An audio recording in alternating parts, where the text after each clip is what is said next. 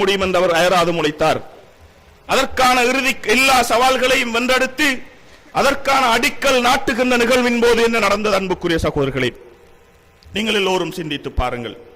நாம் எல்லோருமாக சேர்ந்து நமக்கான அபிவிருத்தி வேலை திட்டங்களுக்காக, வசதி வாய்ப்புகளுக்காக இவர்களே காட்டி தந்த தலைவர்களுக்கு வாக்களித்து அவர்களை தலைவர்களாக்கி அதிகாரம் அவர்களுக்கு கைகளுக்கு வந்து அந்த அதிகாரங்களை வைத்து அபிவிருத்தி என்று செய்ய முனைந்த பொழுது இறுதியாக மக்களின் அபிலாசைக்கு எதிராக துப்பாக்கி வெட்டுக்கள் அங்கு தீர்க்கப்பட்டன.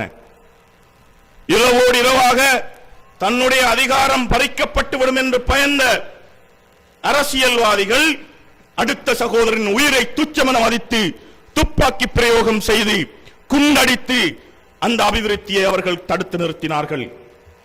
அது மாத்திரமல்ல, அந்த வேலை திட்டத்தில் தொழில்நுட்ப உதவிகளை வழங்கிக் கொண்டிருந்த இந்த ஊரின் ஒரு இளம் பொறியியலாளர், அவருக்கும் அதுக்கும் எந்த சம்பந்தமுமே கிடையாது.